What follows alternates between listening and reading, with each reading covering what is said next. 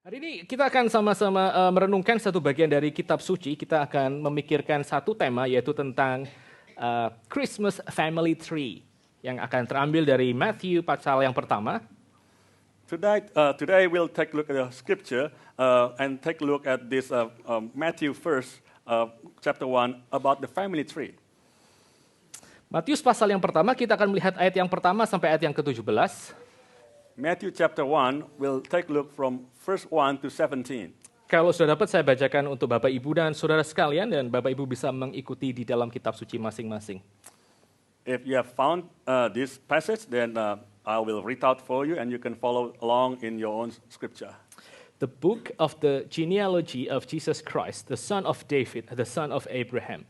Abraham was the father of Isaac, and Isaac the father of Jacob, and Jacob the father of Judah and his brothers, and Judah the father of Perez and Sarah by Tamar, and Perez the father of Hezron, and Hezron the father of Ram, and Ram the father of Aminadab, and Aminadab the father of Nahshon, and Nahshon the father of Salmon, and Salmon the father of Boaz by Rahab. And Boaz the father of Obed by Ruth, and Obed the father of Jesse, and Jesse the father of David the king.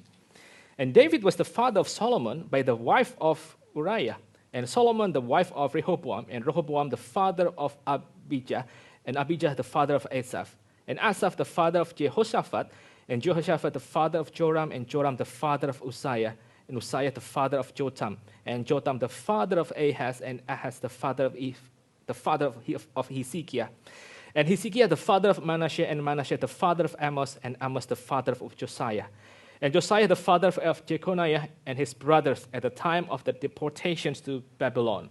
And after the deportations to Babylon, Jeconiah was the father of Shealtiel, and Shealtiel the father of Zerubbabel, and Zerubbabel the father of Abiud, and Abiud the father of Eliakim, Eliakim the father of Azor, and Azor the father of Zadok, and Zadok the father of Achim, and Achim the father of Eliud, and Eliud the father of Eleazar, and Eleazar the father of Mathan, and Mathan the father of Jacob, and Jacob the father of Joseph, the husband of Mary, of whom Jesus was born, and who is called Christ. So all the generations from Abraham to David were 14 generations, and from David to the deportations to Babylon, 14 generations, and from the deportations to Babylon to Christ, 14 generations. Satu bagian lagi kita akan melihat dari pasal yang pertama. Another portion of scripture, we'll take a look from the chapter 1. Kita akan melihat ayat yang ke-21 sampai ayat yang ke-23. We'll take a look from verse 21 to 23. Saya bacakan sekali lagi bagian ini buat kita sekalian. I'll read it out, this portion for you all. She will bear a son, and you shall call his name Jesus, for he will save his people from their sins. All this took place to fulfill what the Lord had spoken by the prophet. Behold, the virgin shall conceive and bear a son, and they shall call his name Emmanuel, which means God with us. Mari kita sama-sama tunduk kepala, kita masuk dalam doa. Let us bow our heads and enter into prayer. Father, we come to your presence to meditate your holy word one more time, Lord. As we are approaching the time of Christmas, where people celebrate Christmas with all the festivity, please give us your grace, grant us your mercy, so that we can understand the true meaning of Christmas, Lord, as we walk through the genealogy of your Son, Jesus Christ. Lord, we pray that this moment will not be a moment of vain, Lord, but you will truly work within our hearts, and you will truly anoint your servant and anoint the message, so that this message might be a message that would transform each of our life, Lord. We long to bear more fruits for the rest of our days here on earth, Lord, for the glory of your name and for the glory of your Son. Please hear our prayer. In the name of our Lord and Savior Jesus Christ, we pray. Amen. Saudara, hari ini kita akan sama-sama memikirkan mengenai family tree dari Tuhan Yesus dan apa itu dampaknya untuk seluruh pembacaan Injil Matius. Brothers and sisters, this morning we'll take a look at the genealogy of Jesus Christ and what it says in the book of Matthew. Dan apa dampaknya juga untuk seluruh pengertian kita akan Injil. And also what the impact it is for our understanding in the gospel. Saudara, kalau saudara melihat apa yang tertulis di dalam Matius pasal yang pertama, ayat 1 sampai 17, So brothers and sisters, if you take a look at the Matthew chapter 1, 1 to 17, maka di sana ada begitu banyak nama-nama, there are so many names there. tapi nama-nama tersebut seperti yang akan kita pelajari, But these names as what we're going to learn about, kita akan melihat nama-nama ini di dalam 3 bagian. we'll take a look at these names in 3 portions. Kita pertama akan melihat nama-nama wanita yang dicatat di sana, lalu kita akan melihat nama-nama raja dan juga royal kings. Firstly, we'll take a look at the names of the women there, and after that we'll take a look at the names of the kings and the royals. Lalu kita juga akan melihat nama-nama yang sebetulnya anonimus, ya, orang-orang yang kita kayaknya juga nggak tahu ini siapa nih. And after that, we'll take a look at the anonymous names. We do not know who they are. Lalu setelah itu kita akan pikirkan tentang nama Tuhan Yesus. And after that, we'll then think about the name of Jesus. Nah, saudara, kita akan masuk ke dalam bagian pertama. We'll enter into the first portion. Kita akan melihat nama-nama wanita yang tercatat di dalam bagian ini. We'll take a look at the names of the women that are written here. Nah, sebelumnya kita perlu mengerti, Bapak Ibu sekalian, bahwa yang namanya genealogy atau silsilah itu merupakan satu hal yang sangat penting di dalam dunia kuno atau bahkan sekarang still juga masih dipertahankan oleh orang. Firstly, we have to understand that genealogy, especially to the ancient world, even up until now, is something that is very important. Nah, kalau saudara sekarang melamar pekerjaan, maka sebelum saudara pergi interview atau bahkan masih waktu mengisi di website gitu ya, saudara perlu memberikan kurikulum vitae, saudara. Like when you are applying for a job and you look up on the website, you have to submit your curriculum vitae. Ya, karena dengan kurikulum vitae itu akan memberikan kepada orang yang kepada perusahaan yang saudara coba lamar tentang kredibilitas saudara dan juga kapasitas saudara untuk kerja di sana. Because by giving your CV, then you are showing to them the company you are applying for your credibility or your ability. Tetapi di dalam CV saudara, di dalam kurikulum vitae dan juga resume saudara, but in your CV or your resume, itu pasti akan saudara berikan tentang apa yang saudara pernah capai di masa lalu, gitu kan? Achievement. They will present there what you have done and achieved in the past, right? Apa yang kemana saudara pernah sekolah, lalu saudara pernah bekerja di perusahaan mana saja. Where you went to school or where you went to work. Bahkan ketika nanti saudara ada interview, mungkin akan ada pertanyaan apa kesulitan yang pernah terjadi di dalam karir saudara sebelumnya dan bagaimana saudara mengatasinya. Or perhaps in the interview, they'll ask you, what you experienced in your career, then how do you overcome it. Jadi basically yang namanya CV dan resume di dalam dunia modern itu merupakan individual achievement. So CV or resume in the modern world, this is basically an individual achievement.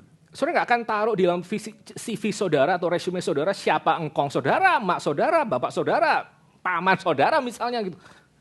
You don't put down in your CV like who your parents, mother and father is, a grandmother, a grandfather is, right? Karena itu insignifikan untuk dunia modern kita hari ini. Why? Because these details are insignificant in our modern world. Tapi di dalam dunia yang kuno, maka yang namanya CV dan resume itu isinya bukan your personal achievement, tapi siapa, yaitu tadi, engkong, nenek, kakek, beberapa keturunan ke atas, paman, tante, dan segala macam.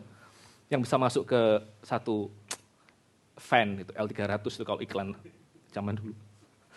But in the ancient world, your CV would be like who your father and mother is, your grandfather, your grandmother is, your uncle and aunties, and so on and so forth. Karena itu yang akan membuat orang yang melihat genealogi saudara itu bisa menentukan seberapa saudara itu berharga.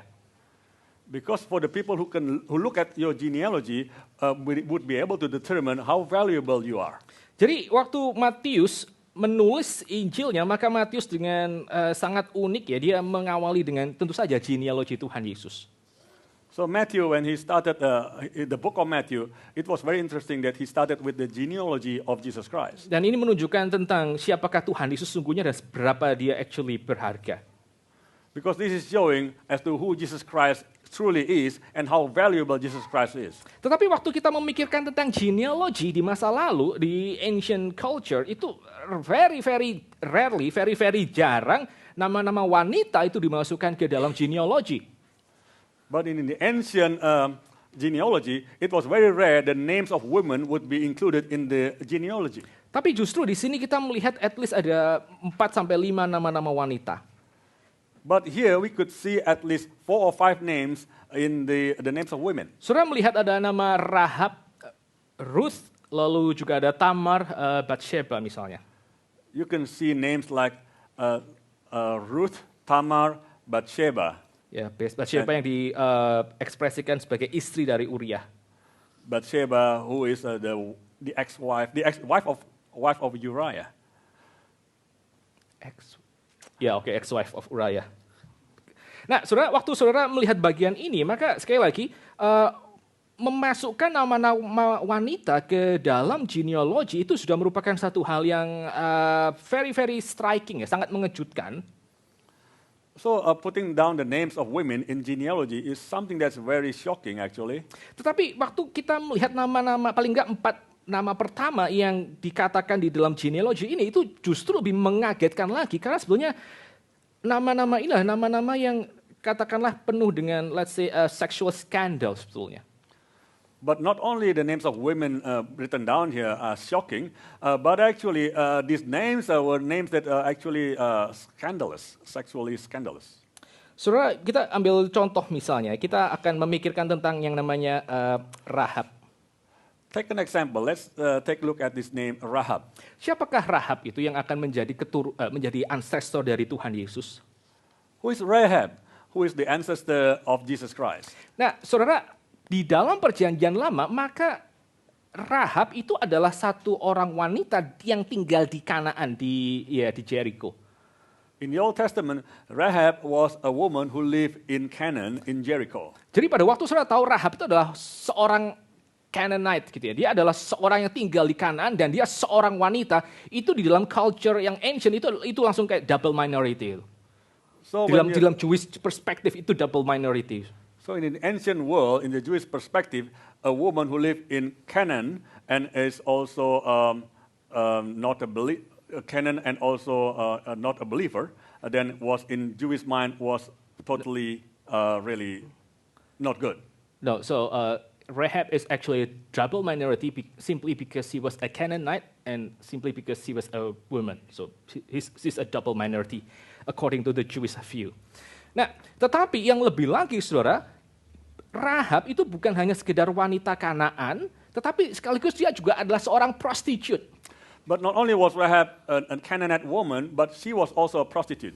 Nah, yang mengagetkan kalau saudara membaca kitab Joshua, maka pada waktu Joshua itu menyuruh 2 orang pengintai untuk masuk ke 2 orang pengintai untuk masuk ke Kanaan, ke Jericho. So you remember the story of Joshua when Joshua sent 12 spies into the city of Jericho. Maka kitab Joshua itu mengatakan bahwa 2 orang pengintai tersebut mereka bersembunyi di rumah Rahab dan Rahab menyembunyikan mereka. Then it was said that these 2 spies then hid in this house of Rahab. Nah ini adalah satu diskusi panjang di dalam para scholar ya, Old Testament scholar. This was a long discussion by the Old Testament scholar. Ngapain 2 pengintai Israel itu sembunyi di rumah prostitut? Now, why would these 2 spies hid in the house of a prostitute? Nah itu penjelasannya bisa panjang itu, bisa karena mereka memikirkan karena ini adalah seorang prostitute itu, jadi mungkin nggak akan terlalu dicurigai untuk orang keluar masuk rumahnya gitu. So the complicated thoughts would be that maybe this is a prostitute house, so no one would want to bother to enter into this house. Sampai spekulasi yang berikutnya lagi, ya itu memang menunjukkan betapa bobroknya moral orang-orang yang menjadi spy untuk Israel hari itu. Sampai mereka pun mungkin juga having a scandalous affair dengan Rahab di rumah itu. The second guess would be like maybe the moral of these 2 spies were so bad, maybe they were also entering into this prostitute house Rahab, maybe to have a sexual relationship with her. Nah, saudara bisa melihat ya betapa mengagetkannya kalau orang seperti ini yang sudah triple minority, yang mungkin bahkan sudah let's say have sin dan melanggar Torah, itu justru namanya dicatat pertama di dalam silsilah Tuhan Yesus dari seluruh daftar nama-nama wanita yang ada. wouldn't it be so surprising to you that this woman who has this triple minority, a woman, a Canaanite, or scandalous, then has her name recorded in the Holy Scripture? Apalagi kalau saudara melihat nama yang lain juga seperti Ruth atau bahkan ya istri Uriah, Bathsheba. And also if you take a look at the other names such as Ruth and also Bathsheba, the ex-wife of Uriah. Nama-nama ini juga bukan nama-nama yang akhirnya mereka bebas dari katakanlah skandal di dalam kehidupan mereka. These names were also names that were free of scandal in their lives. Ruth itu dalam beberapa komentari dia dicurigai sebagai orang yang seducing Boaz untuk bisa menikah dengan dia. Ruth was accused of someone who was seducing Boaz, in the commentary. Tentu saja Bathsheba itu adalah seorang wanita yang juga direbut oleh David. Bathsheba was also a woman who was then taken by David. Tapi uniknya juga Bathsheba dia sama sekali tidak memberitahu tentang hal itu kepada suaminya sebenarnya kalau saudara lihat di dalam perjanjian lama. But also that, strangely that Bathsheba also did not reveal this sexual incident to her husband. Kalau saudara melihat nama yang lain seperti Tamar misalnya, Tamar itu dia seducing Judah, her own father-in-law, untuk dia akhirnya bisa punya anak keturunan. And Tamar actually seduced her father-in-law for her to be able... Not seducing, maybe just tempting Judah. Maybe not seducing, but tempting Judah for her to be able to have a child. Tapi sekali lagi saudara, ini adalah satu hal yang mengagetkan. Kenapa justru nama-nama orang yang penuh dengan skandal seperti ini, nama-nama wanita yang dianggap hari itu secondary dan juga mereka terlibat di dalam berbagai macam, let's say, skandal, justru masuk ke dalam silsilah Tuhan Yesus. But strangely, why these names of women who were considered to be scandalous at the time then were put down in the record into the genealogy of Jesus Christ? At least ada dua alasan yang kita bisa pikirkan di dalam bagian ini, saudara. There are at least two reasons that we can think about in this portion. Yang pertama yang sangat penting adalah bahwa alasan mereka kalau hari ini mereka bisa masuk ke dalam silsilah Tuhan Yesus itu bukan karena orang-orang ini itu berhak untuk masuk. Firstly, we can notice that the reason why these names, could be put down in the genealogy of Jesus Christ is not because these names deserve to be there. Saudara lihat sekali lagi ya, nama Tamar yang adalah daughter-in-law-nya Judah, itu yang akhirnya menjadi orang yang meneruskan raja-raja Yehuda sampai akhirnya datang Tuhan Yesus. Tamar, who actually tempted Judah, actually was put down as one of the names that through whom that the genealogy of Jesus Christ then came about. Sekali lagi banyak nama-nama di sini yang mereka sebetulnya kalau dilihat dari apa yang mereka kerjakan, mereka tidak seharusnya ada di situ. Tapi, again, there's so many names in this genealogy which do not deserve to be there. Tetapi sekali lagi kita melihat ini adalah keajaiban dari Injil Tuhan. But this is the wonder of the gospel of the Lord. Kabar baik bahwa Tuhan Yesus sendiri dia datang untuk orang-orang berdosa dan dia mengidentifikasi dirinya dengan orang-orang berdosa itu. That is the good news that Jesus came for the sinners and he identified himself with the sinners. Hal yang kedua, saudara, yang kita juga bisa pikirkan di sini adalah alasan bahwa nama-nama ini dimasukkan ke dalam silsilah Tuhan Yesus. And also the second reason why these names were put down in the genealogy of Jesus Christ adalah untuk memberikan kredibilitas kepada Maria nantinya. That is to give the credibility to Mary later on. Bahwa kalau Tuhan bisa pakai orang-orang yang let's say penuh dengan catatan skandal ini menjadi ancestors dari Tuhan Yesus. If God could use these scandalous names to be the ancestors of Jesus Christ, maka Maria yang hari itu dia juga dituduh sudah melakukan skandal dengan Joseph, dia pun bisa dipakai Tuhan dan memang dia dipakai Tuhan. Then Mary, who at the time was accused to have this scandalous relationship with Joseph prior to marriage, could also be used by God. Nah, saya percaya Bapak Ibu sekalian di dalam kehidupan kita pasti carrying our own wounds, our own scars.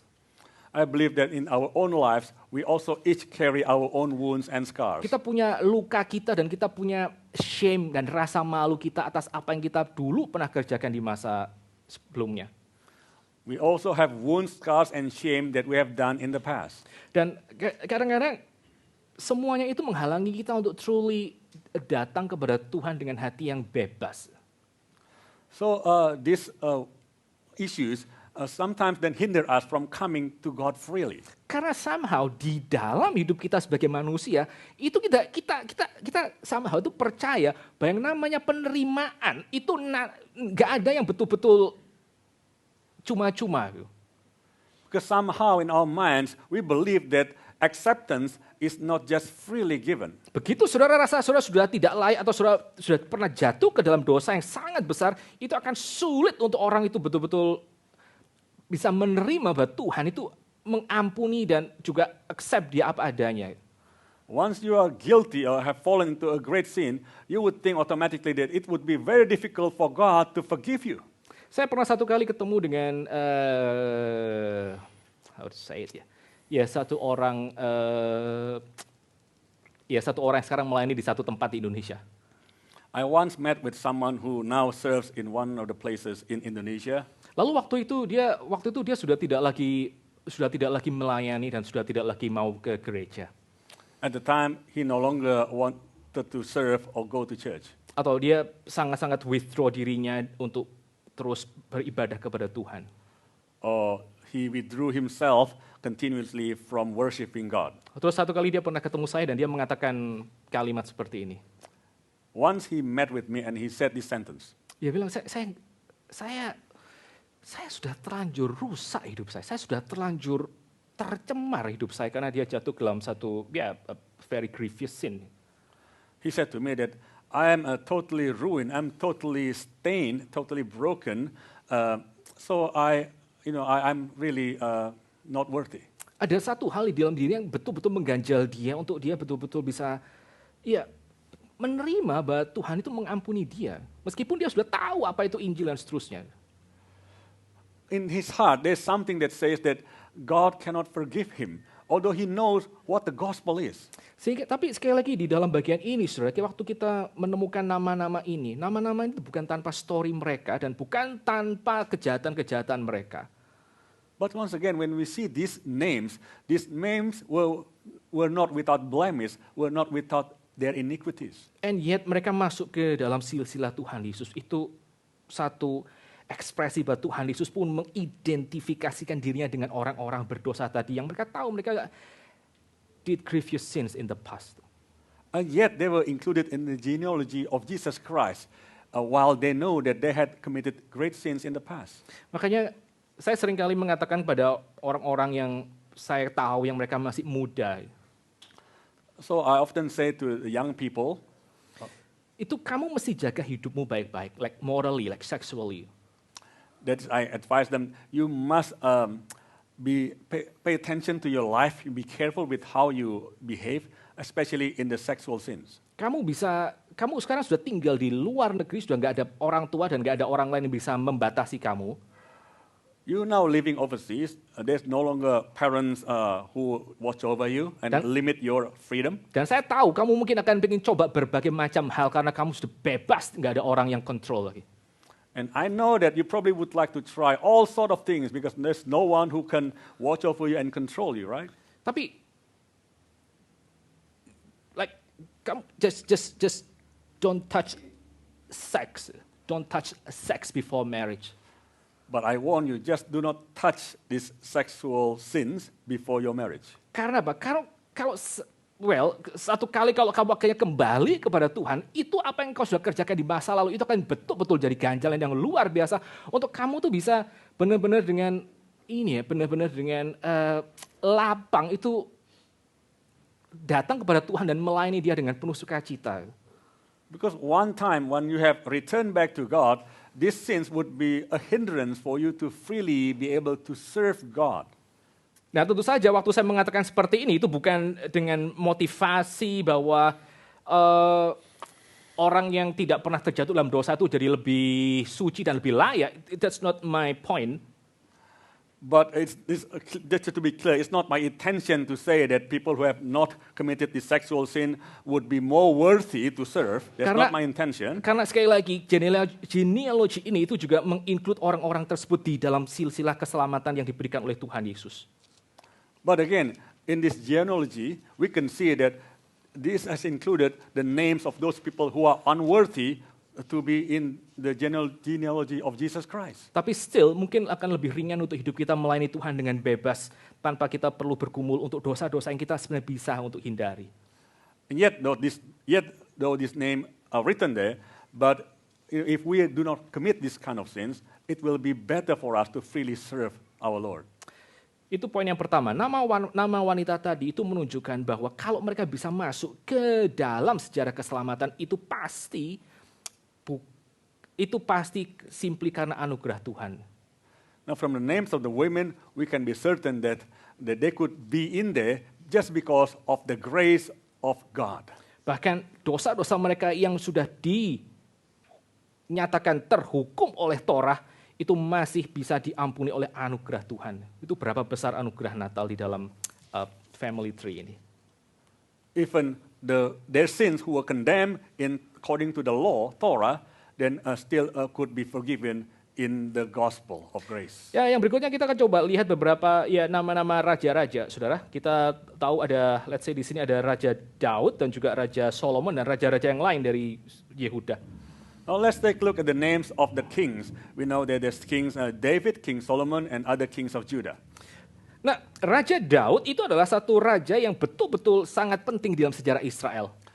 King David is a very prominent king in the Israelite history. Dia adalah satu orang yang dinyatakan sebagai the man after God's own heart di dalam kitab suci. He is the one who is said to be the man after God's own heart in the Holy Scripture. Bahkan seluruh raja-raja Yehuda setelahnya itu melihat David sebagai patron. Even the kings after David in Judah's kings saw David as a pattern. Makanya setiap raja-raja Juda itu dikatakan sebagai he is the son of David gitu. That's why following after David, then the kings of Judah were said to be the sons of David. Saking pentingnya Daud, kalau saudara melihat di dalam bagian ini dikatakan bahwa ada 14 generasi dari Abraham sampai Daud.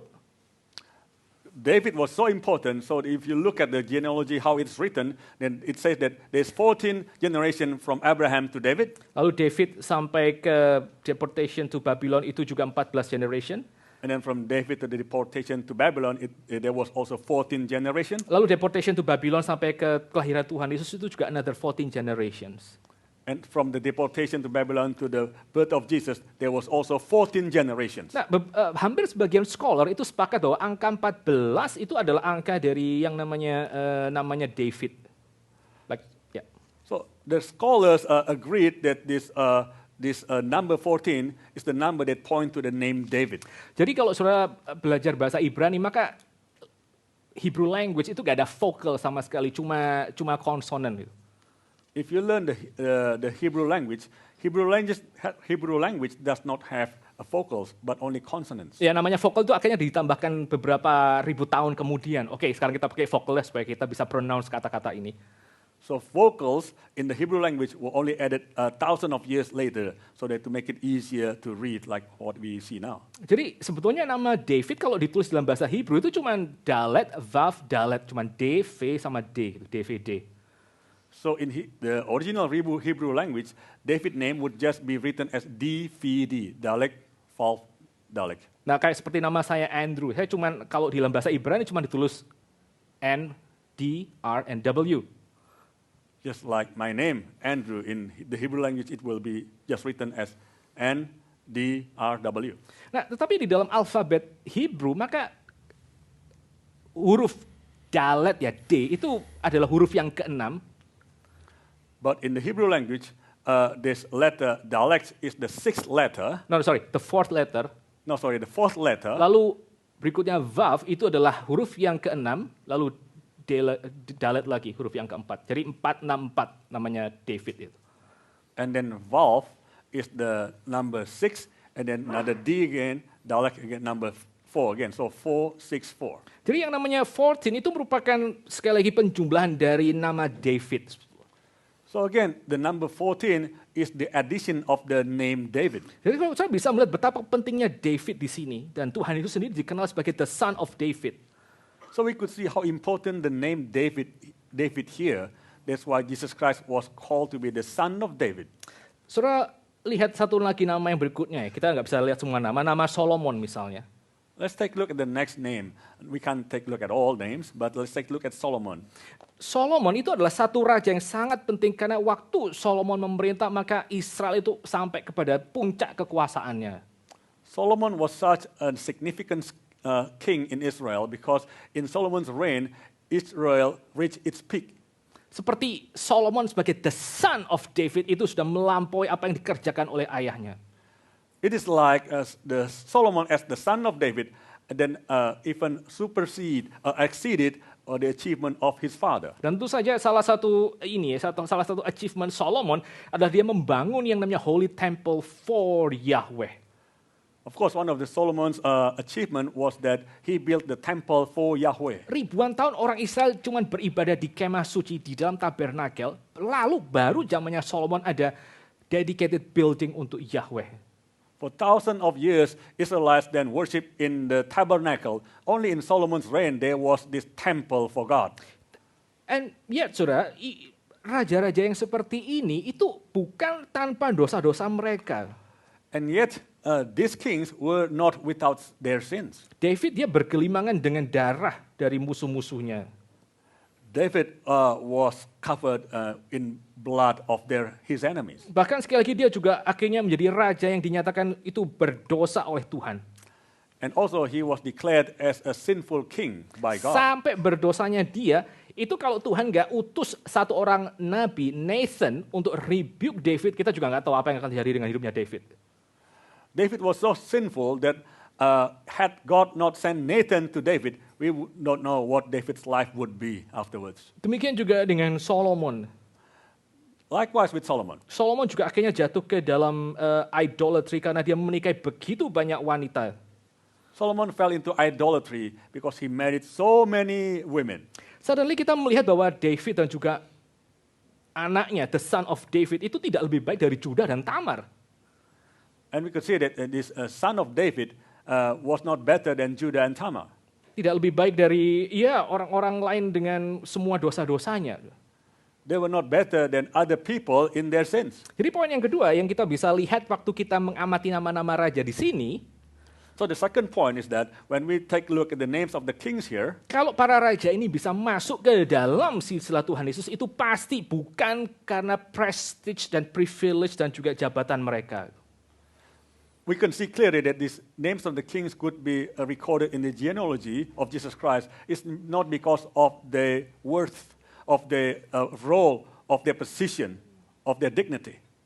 Karena pada akhirnya apa yang terjadi dalam hidup David dan juga Solomon itu sama dengan apa yang terjadi di dalam kehidupan para 4 wanita yang tadi kita lihat. Mereka sama-sama ada di bawah penghakiman Torah. Because in the end, we could see what happened in the life of David, of Solomon, were just the same as what happened in the lives of those women, because they were all condemned under the law, Torah. Saudara, kalau saudara ini ketemu sama orang baru di manapun gitu. Brothers and sisters, if you meet with a new person, wherever, Lalu saudara biasa tanya apa sih kalau ketemu orang baru? Kerja di mana gitu ya? what do you normally ask when you meet a new person? Where do you work? Kalau orang tuh bilang, ya saya kerja di Bunnings gitu. If that person answered, I work at Bunnings. Lalu sama orang bilang, saya kerja di PricewaterhouseCoopers. And compared to someone who says, I work at PricewaterhouseCoopers. Langsung lain kan rasanya ya. It's Kita yang dengar juga, wis gitu ya. It feels different, doesn't it? Ya, when you waktu hear kita it? dengar ada orang yang kerja di satu tempat dengan tempat lain, kita langsung sense, oke, ini berarti apa namanya posisi sosialnya itu lain loh orang ini sama orang yang tadi. So when you heard these people work here at Bunnings and then Pricewaterhouse, you could feel in your heart that the social position of these two people are different, right? Atau kalau saudara bertanya kepada orang atau saudara ditanya tinggal di mana misalnya, Or someone asks you, where do you live? maka itu akan juga menentukan seberapa saudara dihargai atau seberapa saudara mungkin akan predik orang ini kekuatan finansialnya sekuat apa. That is also how you evaluate, how strong their financial position is, right? Makanya berkali-kali kalau di dalam gereja ini ya, kayak pendeta Stephen Tong itu menekankan untuk semua hamba Tuhan, itu kamu jangan intimidated oleh karena orang kaya gitu. So in this church, our founding pastor, Pastor Stephen Tong, repeatedly emphasized that you should not be intimidated by wealthy people. Karena waktu engkau intimidated by healthy people, itu akan menggeser semua fokus pelayanan. Because when you feel intimidated by wealthy people, this will shift all your focus in your ministry. Karena memang yang namanya kekuatan financial itu powerful, saudara. Because of financial strength is really powerful. Orang tuh bisa diatur simply karena mereka tahu orang yang berbicara kepada mereka itu duitnya lebih banyak. Someone could be then submitted by someone and then just managed by somebody just by knowing that this person is very wealthy. Nah, saya tuh waktu masih di Indonesia, saya punya katakan beberapa pengalaman dengan hal ini. I had some experiences in Indonesia. Ada satu gereja yang hari itu salah satu jemaatnya datang kepada saya dan dia mengatakan, waktu kami perjamuan kudus di gereja ini, maka kami tidak pakai roti biasa, Pak. There was a member of the congregation who came to me and then said that in our services in the Holy Communion, we did not use this type of table. Tapi kami pakai roti tart. Oh, we did not use this bread, but we used the tart bread. Tart cake itu dipotong-potong dibagi waktu perjamuan kudus. So we use this tart cake to be distributed during the Holy Communion. Karena apa? Why? Karena majelis yang paling kaya di gereja itu dia nggak setuju ada orang perjamuan kudus cuma pakai roti yang sederhana. Itu kan just simbol, pakai kue tart aja sekalian gitu. Why? Because the most wealthy this member of the church then did not agree to use the normal bread. Why not? This is just a mere symbol. Why not use this tart bread, tart cake? Dan lagi si hamba Tuhan yang ada di sana itu dia tinggal di apartemen si orang kaya tadi itu free, nggak pakai bayar. Mau apa coba? And you know what? The pastor of this church then stay in this wealthy man's apartment free of charge. Satu kali saya juga pernah ketemu dengan satu orang pendeta senior tuh di Australia. Once I met with the senior pastor in Australia. Lalu dia mungkin dengan maksud baik ya, dia mengatakan kepada saya seperti ini. Perhaps with a good intention, he said something like this to me. Ini ya, true. Jadi pendeta itu kamu mesti kaya, harus kaya kalau mau jadi hamba Tuhan. He said, Andrew, if you want to be a pastor, you must be wealthy, very wealthy. Karena kalau kamu kaya, kamu yang bisa ngatur gereja ini, bukan kamu yang diatur. Because if you're wealthy, you can manage the whole church, and you yourself will not be managed by anyone. Dan ya pendeta ini akhirnya memang konsisten dengan prinsipnya, saudara. Well, this pastor is consistent with his principle. Satu kali denominasi di mana dia melayani itu mengatakan bahwa oke, kita setuju untuk kita memberkati orang LGBT di denominasi ini. So one time the people in this church, in this denomination, said to him that we agree to bless these LGBT people in this church. Nah, sebagian hamba-hamba Tuhan yang lain yang masih hatinya itu ini ya, conscience-nya itu bekerja dengan baik, mereka memutuskan mereka keluar dari denominasi itu. Some of the pastors who still had this clear conscience then decided to leave the church. Nah, dia stay di situ. Tetap tinggal di sana. But this pastor stayed in the church. Karena kalau dia keluar, dia nggak akan dapat yang namanya itu uang redundancy, uang pesangon dari denominasi itu. Why? Because if he leaves this denomination, then he will not get what is called this superannuation fund from this denomination. Jadi di dalam kehidupan kita akan selalu akan diukur oleh orang di mana kita kerja, di mana kita tinggal, naik mobil apa dan segala macam. Handphonemu apa itu juga jadi satu ukuran. So throughout our life, we will also be measured by other people as to our mobile phone, our car, our clothes and everything. Tapi sekali lagi Injil Tuhan Yesus itu mengatakan bahwa Injil itu makes the land itu makes the field itu flat itu. Flat. Everyone falls into sin. However, the gospel makes the plain to be flat, to be leveled. That is, everyone has sinned under the law.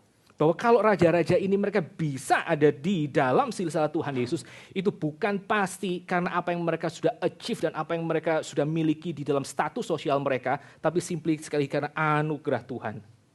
Then the kings could be in this genealogy not because of their status, not because of their role, not because of their dignity, but only merely because of the grace of God.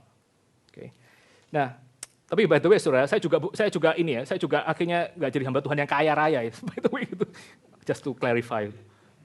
But by the way, just to clarify, I finally do not become a wealthy pastor. Okay? Ya, karena hamba Tuhan yang waktu itu ngobrol sama saya, dia bilang, lu keluarlah dari GRI, karena susah nanti GRI gitu. Because that pastor who spoke to me said, you should get out of Iraq Synod because you will not be wealthy there. Ikut aku, I'll make you rich. Gitu. He said, follow me, I'll make you rich. Ya, oke, itu bagian yang kedua tentang nama-nama dari para raja. So that's the second part, the names of the kings. Lalu bagian yang ketiga, just quite short, saudara, kita akan lihat ayat yang ke-13 sampai 15 sekilas. So the third part, we'll take a look shortly from verse 13 to 15. Nah, ayat ke-13 sampai ke-15, kalau saudara melihat nama-nama di situ, Verse 13 to 15, if you take a look at these names here, basically ini adalah nama-nama orang-orang yang kita mungkin juga akan kesulitan untuk cari referensinya dalam perjanjian lama. these names are the names that probably we'll have trouble to find the reference of in the Old Testament. Dengan kata lain apa? Mereka itu nggak penting-penting amat sebetulnya untuk dicatat bahkan di dalam perjanjian lama. What does this mean? This means that these names were not important. That's why they were not recorded in the Old Testament. Mereka adalah orang-orang yang kecil, yang tentu saja juga tidak lepas dari dosa-dosa mereka. They were nobodies, but yet they were not without sins, of course. Tapi sekali lagi kita menemukan bahwa even kayak nama-nama orang-orang yang anonimus seperti itu, mereka masih dicatat di dalam silsilah Tuhan Yesus. But we couldn't find these anonymous names were still written down in the genealogy of Jesus Christ. Bahwa Tuhan Yesus itu dia bersedia untuk mengidentifikasi dirinya dengan orang-orang yang kayaknya kurang ada kontribusi untuk the so-called pekerjaan Tuhan gitu. So Jesus Christ was still willing to associate himself with the names of the people who had no contribution in the work of God. Ya, some people mungkin bisa berpikir, ya at least orang-orang seperti yang tadi kita sudah sempat sebut lah, meskipun mereka berdosa, seperti Tamar, Rahab, Ruth, David, and Solomon, at least mereka did something untuk benar-benar pushing the genealogy to forward. So, we could think of those names maybe previously, the King Solomon, David, Ruth, Tamar, Bathsheba, and so on and so forth, that at least they still had sort of like this part in pushing the genealogy of Jesus Christ forward. Gimana mereka paling enggak dengan skandal mereka masih do something yang penting banget itu untuk dicatat dalam perjanjian lama. In all their scandalous activities, they still had do some important things in the Old Testament, right? Tapi nama-nama itu siapa? Kita nggak tahu apa yang mereka sudah kerjakan dalam kehidupan mereka gitu. And yet these other names are not known at all. We do not know what they have done in their life. Tetapi sekali lagi Tuhan Yesus pun dia mengidentifikasi mereka dengan orang-orang yang kecil ini, yang tidak akan pernah dicatat di dalam buku sejarah gereja atau sejarah apa manapun. So once again, Jesus Christ identified himself with the insignificant people, who had not been recorded to have done something for God or for Jesus Christ. Yang di dalam kekristenan, saudara, yang paling penting itu bukan menjadi terkenal. In Christianity, what's important is not to be famous. Not to be famous, tapi to be known, tapi dikenal. Bukan terkenal, tapi dikenal. Not to be famous, but to be known. Dikenal oleh siapa? Dikenal oleh Tuhan. To be known by who? To be known by God. Waktu orang di dalam event kayak pelayanan, kita bisa kadang-kadang punya sindrom untuk kita pengen dikenal dan didapat tepuk tangan orang dan dapat audience lebih banyak for our own glory gitu, untuk kemuliaan kita sendiri. In our ministries, we can be tempted and tend to want to be recognized, to be known, and to be applauded for, to have what? To have our own glory. Tapi sekali lagi Injil Matius mengingatkan bahwa yang paling penting bukan menjadi famous ya, tapi menjadi known by the Lord Himself. But again, the Gospel of Matthew reminds us that the most important thing is not to be famous, but to be known by the Lord. Dan to be known itu saudara, itu bukan masalah Ya kan Tuhan tahu everyone ya, karena dia Tuhan gitu, bukan masalah itu. Yeah, to be known doesn't mean that we just say that in our hearts, oh yeah, he knows it because he's the Lord. It's not the issue. Tapi to be known dalam arti punya relasi yang ini ya, punya relasi yang intim dengan diri Tuhan gitu. To be known by the Lord. But to be known in the sense that we have this intimate relationship with the Lord, to be known by the Lord. Dan kita bisa cultivate kehidupan yang getting to know the Lord and getting to be known itu melalui kehidupan doa. And we can cultivate this a life of to know the Lord and to be known by the Lord by the life of our prayers. It's me, oh Lord. Ada satu lagu, judul lagu anak-anak yang bicara seperti itu ya. It's me, oh Lord. There's this children's song that's... It's me, oh Lord, standing in the need of prayer. Ini aku Tuhan, aku berdiri di dalam doa kepadamu. It's me, oh Lord. It's me, oh Lord. It's me, oh Lord, standing in need of prayer. It's me. Hal yang terakhir, saudara, untuk khotbah hari ini adalah nama Tuhan Yesus sendiri. The last part in our sermon today is the name of Jesus itself. Kita akan coba lihat ayat yang ke-16. We'll take a look at verse 16. And Jacob, the father of Joseph, the husband of Mary, of whom Jesus was born, who is called Christ. Kalau kita membandingkan apa yang ditulis tentang Joseph dengan seluruh nama-nama pria yang lain, if we compare the name Joseph with the names of other men, maka Joseph itu tidak disebutkan sebagai the father of Jesus, tapi simply the husband of Mary. Joseph was not mentioned as the father of Jesus, but as the husband of Mary. Kenapa? Why? Karena Tuhan Yesus itu akan divinely conceived, akan dikandung secara ilahi oleh Roh Kudus. Because Jesus Christ would be conceived divinely conceived by the Holy Spirit. Dan yang semua itu akan dijelaskan nanti di dalam ayat 18 sampai 25. All of this would be then further elaborated in verse 18 to 25. Jadi kalau saudara mau lihat ayat 1 sampai 17 itu bicara tentang who is Jesus? So verse 1 to 17 talks about who Jesus is. Lalu ayat 18 sampai 25 itu bicara tentang how he, the reason why he is as he is, yaitu karena dia dikandung oleh Roh Kudus. Whereas verse 18 to 25 would explain about why Jesus is who he is, because he was conceived by the Holy Spirit. Akhirnya setelah melewati sekian banyak generasi orang-orang yang sudah broken, orang-orang yang sudah sinful, maka kita menemukan ada nama Tuhan Yesus di sini. So after we've gone through the names of the people who were sinful, who were broken, then we finally came to the name of Jesus. Tetapi nama Tuhan Yesus yang artinya adalah Allah yang menyelamatkan itu bukan satu-satunya nama yang nanti diberikan kepada bayi itu. But the name Jesus, which means God who saves, is not the only name that was given to this baby. Saya bacakan lagi ayat 21 sampai 23. I'll read the verse 21 to 23 again. She will bear a son, and you shall call his name Jesus, for he will save his people from their sins. All this took place to fulfill what the Lord had spoken by the prophet. Behold, the virgin shall conceive and bear a son, and they shall call his name Emmanuel, which means God with us. Waktu nama Tuhan Yesus itu diberikan, itu artinya adalah he will save his people from their sins. When the name of Jesus was given, that means that he will save his people from their sins. Setelah itu nama satu lagi yang diberikan adalah Immanuel, God with us.